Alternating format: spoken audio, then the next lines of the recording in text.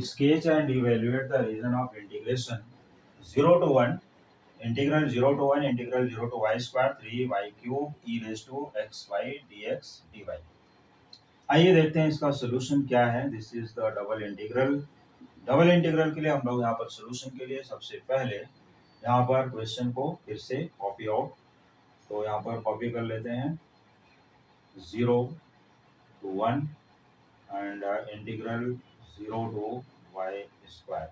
अब देखो सबसे पहले यहाँ पर जो भी दिया है पहले क्वेश्चन नोट डाउन करते हैं। 3y cube e raise to x y d x d y, ये हो गया। तो यहाँ पर dx पहले है, तो dx पहले है तो these are the values of x। ये वैल्यूज किसके हो गए, x इक्वल टू 0 और ये भी है y square equal to x या x equal to y square. इधर से पढ़ लेते हैं, dy बाद में है तो this is the values of y, values of y। तो values of y equal to 0 and y equal to 1, values of x equal to 0 and x equal to y square. तो यहाँ पर द रीजन बाउंडेड बाय, तो सबसे पहले हम लोग क्या करेंगे, द कर्व या रीजन बाउंडेड बाय।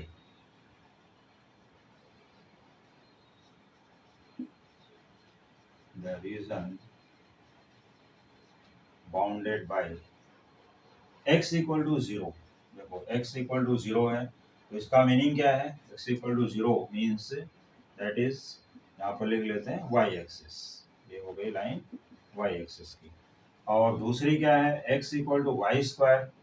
देखो x equal to Y square और y square equal to x और पैराबोला। ये क्या हो गया यहाँ पर, पैराबोला, जो कि मैं डायग्राम में अभी दिखाता हूँ। दूसरा है वैल्यूज यहाँ पर है y, तो y equal to 0, since y equal to 0 तो ये हो गया x एक्सिस और y equal to 1 is line.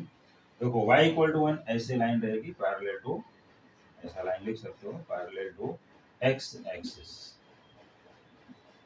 और हम लोग उसको रीजन में देख लेंगे, दिखा दूंगा कि कैसे कैसे यहाँ पर डायग्राम बना। अब क्या करते हैं, पहले तो हम लोग इसकी प्लॉटिंग करते हैं। यहाँ पर डायग्राम के लिए छोटा सा एक डायग्राम बना लेना है, क्योंकि स्केचिंग करना कंपल्सरी है। इसमें लिखा है क्वेश्चन में स्केच एंड सॉल्व, तो स्केच नहीं करोगे तो प्रॉब्लम होगी। देखो Y square equal to X, तो Y square equal to X यहाँ पर है, दिस इज अ पैराबोला। तो हम लोग यहाँ पर एक पैराबोला इजिली ड्रॉ कर सकते हैं पासिंग थ्रू द ओरिजिन, जो ओरिजिन से पास हो गया parabola. This is Y square equal to x, Y square equal to X या X equal to Y square भी लिख सकते हो।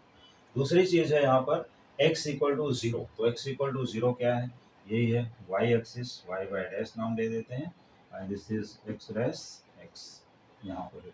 अब इसके बाद जो हमारे पास दूसरी लाइन आती है कि y equal to 0 x axis, तो y equal to 0, y equal to 0 तो ओरिजिन पे आ जाएगा, तो x एक्सिस ये लाइन हो गई यहाँ पर। और y equal to 1, y equal to 1, देखो 1 यूनिट यहाँ पर कहीं भी एज्यूम कर सकते हो, तो लोग यहाँ पर ले लेते हैं इसको, ऐसा ले लिया। चलो ये हो गया y इक्वल टू 1 की लाइन, ये y इक्वल टू 1 की लाइन, ठीक है। तो y इक्वल टू 1 की लाइन हम लोगों को इससे बाउंडेड, और यहाँ पर है ओरिजिन, ये ओरिजिन है। तो अगर y इक्वल टू 1 है, देखो y इक्वल टू 1 यहाँ पुट करोगे या यहाँ पर पुट करो, तो y इक्वल टू 1 तो x equal to 1 square that is 1। तो अगर हम लोग यहाँ पर फाइंड आउट करना चाहें इस कोऑर्डिनेट का पॉइंट क्या है, ये 1, 1 बनेगा, ठीक है, 1, 1। बाकी तो सब अपने पास और कोई टर्म नहीं है। तो एरिया किसका निकालोगे, देखो जो एरिया हम लोग इस रीजन का निकालेंगे, तो इसी रीजन में एक स्ट्रिप बना देनी है छोटी सी और उसको शेयर कर देना है। ये तो O इसको नाम दे देते हैं A, इसको नाम दे देते हैं B। तो चलो अपना जो यहाँ पर बाउंडेड रीजन है OAB, इसका एरिया फाइंड करना है OAB के लिए। तो OAB के लिए एरिया फाइंड करने के लिए हम लोग इसी को सॉल्व कर देंगे कंटिन्यूअस। तो अब ये कंटिन्यूअस सॉल्व करने के लिए क्या करना है, यहाँ पर एक ब्रैकेट, इस ब्रैकेट बनाने का हमारा एक ही इंटेंशन होता है, एक ही मीनिंग है कि जिससे स्टूडेंट को समझ में आ जाए कि हमने सबसे पहले इंटीग्रेट x को किया dx के साथ या dy के साथ। तो सबसे पहले हमने dx के साथ लिया, क्योंकि ये इंटीरियर इंटीग्रल है, इनसाइड जो है ये फर्स्ट इंटीग्रल फर्स्ट डीएक्स, जो भी रहेगा उसको ही पकड़ेंगे। तो अगर विथ रिस्पेक्ट टू एक्स करने जा रहे हो इंटीग्रेट, तो यहाँ के वाई की टर्म जो भी हैं सभी कांस्टेंट कंसिडर हो जाएंगे। तो अब इसके बाद हम लोग यहाँ पर क्या करते हैं, इस स्टेप को यहाँ पर कंटिन्यू बढ़ा देते हैं। तो देयरफॉर सपोज कर लो अगर यहाँ पर है आई फॉर इंटीग्रेशन, तो therefore I equal to integral of, क्योंकि यहाँ पर कुछ तो लिखने के लिए सपोर्ट चाहिए, तो 0 to 1, जो कि इसकी लिमिट है 0 to 1। और सेकंड को हम लोग इंटीग्रेट करने जा रहे हैं तो उसको कुछ जरूरत नहीं, ब्रैकेट लिखना है। 3y³ इज कांस्टेंट, इसको एज इट इज ले लेना है 3y³। Integral of e raise to xy, क्योंकि एक्सपोनेंशियल के पावर जो भी होते हैं सेम होता है, but coefficient of x is y, because of y constant, तो ये डिवाइड कर देना, जो भी कांस्टेंट रहेगा उससे डिवाइड कर लेना है। फिर इसके बाद ये ब्रैकेट क्लोज करना है और इसकी जो ओरिजिनल लिमिट 0 to y² है वो यहाँ पर रख देना है। और फिर लास्ट में बचता है dy, उसको यहाँ पर कंप्लीट कर देना है। क्लियर? अब इसमें देखो y³ अपॉन y, एक टर्म कट हो जाएगा, y³ अपॉन y एक पावर रिड्यूस कर देगा ये, तो ये बचेगा y²। तो यहाँ पर कंटिन्यूस लेना है, इंटीग्रल ऑफ 0 to 1, ब्रैकेट ले लेना है 3y² और e रेज टू, जहाँ पर इसमें टर्म लिखा गया है हमने पहले x के साथ किया, तो जहाँ पर भी इसमें लिखा गया x वहाँ रखना है y²। तो ये हो जाएगा e raise to y² into y, ये हो जाएगा y³ और e raise to 0, e raise to 0 की वैल्यू क्या होती है भाई, e रेज टू 0 की वैल्यू 1 होती है, तो 1 रख देते हैं यहाँ पर dx, ये टर्म आ गया। अब इसके बाद इसी को हमें सॉल्व करना है, इस इंटीग्रेशन को सॉल्व करोगे तो हमें फाइनल आंसर पे लेके जाएगा। तो e रेज टू y³ है, यहाँ पर 3y² है, तो हम लोग क्या करें, y³ को कुछ दूसरा लेटर अज्यूम कर लेते हैं, सिंपल। तो चलो, जैसा कि हम लोग ज़्यादा से ज़्यादा t को ही पुट करते हैं, तो put y³ equal to t। अब ये पुट करने के बाद हम लोग क्या करते हैं, differentiating with respect to y। तो differentiating with respect to y करोगे तो मिलेगा therefore derivative of y³ 3y² और derivative of t with respect to y जो होता है dt अपॉन dy। तो इसका जो dy है हम लोग लेफ्ट साइड में ट्रांसफर कर लेते हैं डिनोमिनेटर को, और यहाँ लिखते हैं सिर्फ dt। अब ये देखो, ये टर्म पर आ जाओ, देखो 3y² यहाँ पर है, ये इतना टर्म 3y² और यहाँ पर क्या है dx। तो ये हमने y³ को पुट किया है, सॉरी ये dy था, यहाँ dx कैसे आ गया बताते भी नहीं हम लोग, dy। तो 3y² dy, ये 3y² dy क्या बन गया, dt बन गया, ठीक है। 3y² और dy ये dt बन गया, तो dt बन गया और y³ क्या बन गया, t।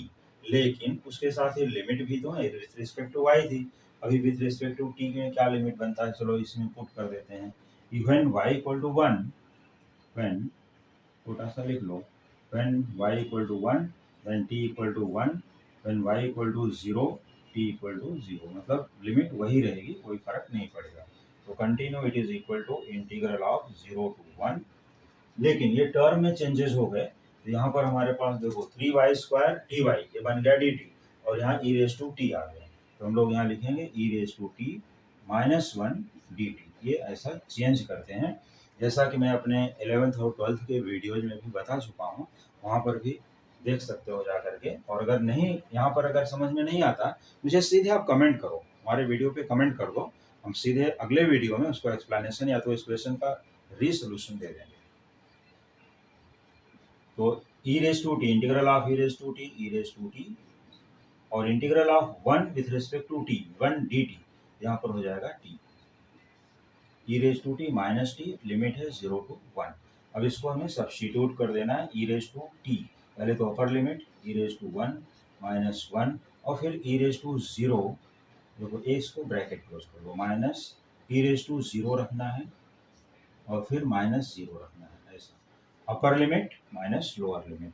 अब देखो e raise to 1 is e -1 as it is, this e raise to 0 is 1 -1 और 0 मीनिंगलेस हो गया, तो आंसर में क्या बनेगा e -2। ये टर्म यहाँ आता है कि this is the final answer for integral of 0 to 1 integral of 0 to y² 3y³ e raise to xy dx dy। ये रहा इसका स्केच और ये है फुल सॉल्यूशन। तो स्टूडेंट अब इसको आराम से स्क्रीनशॉट ले सकते हैं और इसी टाइप के और भी डबल इंटीग्रल के क्वेश्चन, स्केच एंड सॉल्व वाले क्वेश्चन देखने के लिए देखते रहिए हमारे कमिंग वीडियोस।